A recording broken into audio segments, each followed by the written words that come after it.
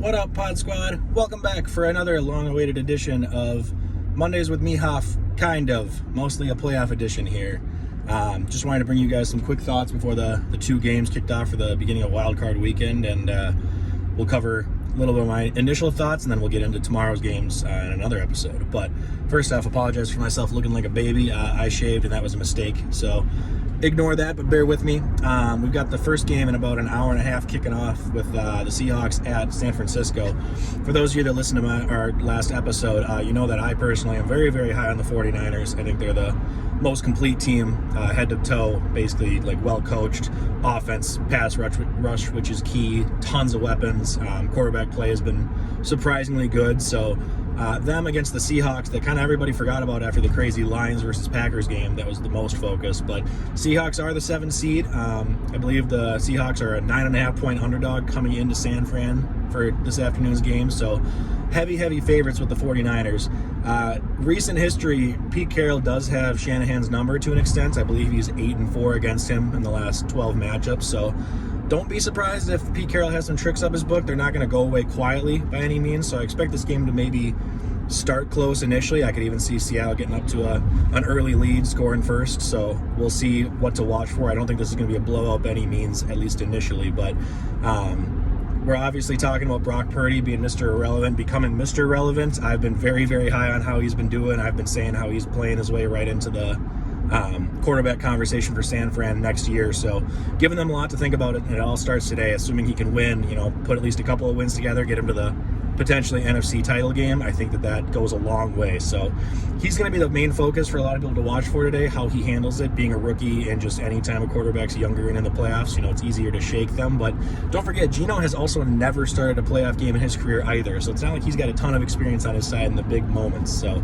it'll be a lot to watch for here. I definitely think San Fran's pass rush is going to make Geno's life a lot harder today than Seattle's pass rush is, but I also don't think, despite how great Brock Purdy has looked, that he's going to necessarily be the difference maker. I wouldn't be surprised if he actually struggles in this game, like even by his standards, which are surprising people every week. So don't be surprised if he comes out and is not doing great. I think it'll take a little bit for him to get his feet wet, so to speak, but I do think that there's enough weapons on the San Fran side of the ball, and that their defense is good enough that they can probably carry him in this game. So do I think he's going to look terrible in the playoffs if they continue? No, I think he'll bounce back after a tough game, but I don't think that game's going to be today. I think he's going to kind of struggle, and I think the rest of the team is going to have to kind of pull him along a little bit. So has been the hero in recent weeks, but I don't think it's going to happen today.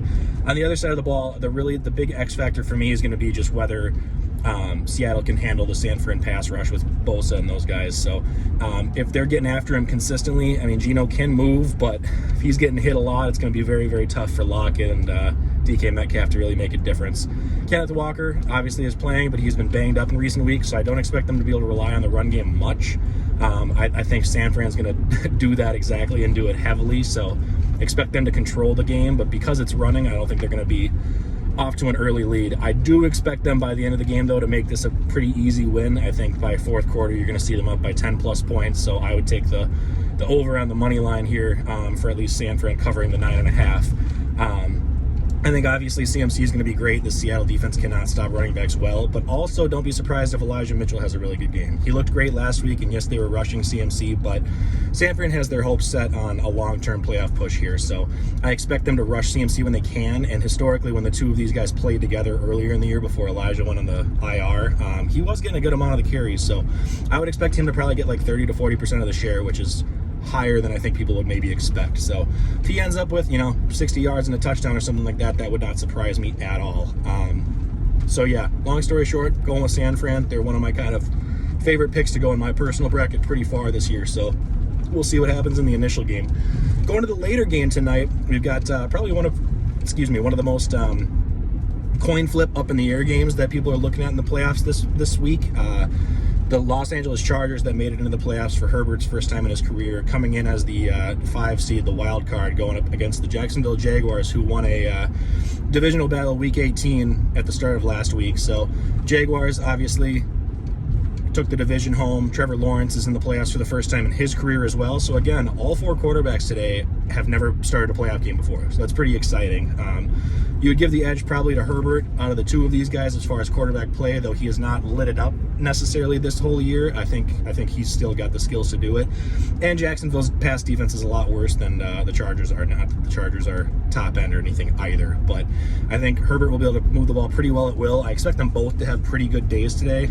It hurts with Herbert not having Mike Williams, who is out, but I think Keenan Allen's going to get, honestly, I wouldn't be surprised if he has 12 plus targets. So look out for that. Austin Eckler, I think, will have a decent day, but not an amazing one by any stretch. And really the X factor for me is Travis Etienne on the other side for the Jacksonville Jaguars. I think if he has a big game, that's going to be what keeps them in it and keeps them controlling the clock. But if he struggles in any way and the Chargers can shut that down, I don't think that the Jaguars are going to be able to beat them just on Trevor Lawrence's arm alone, because the Chargers can keep up. So Chargers are favored by 1.5. I would pick them outright here. They are my pick in this divisional battle for the wild card, but I think it's going to be a close one. I think we're going to see this one basically be neck and neck, back and forth into the fourth quarter, where it's going to take a last-second field goal. So San Fran's game, I would say 27-17 they win. The Chargers versus Jaguars, I'm going to say the Chargers win 24-21. So it's going to be a nail-biter, so to speak. So hopefully you guys have some good luck in your brackets as well. We'll see how we do, and I will bring you some thoughts on the Sunday games shortly as well. So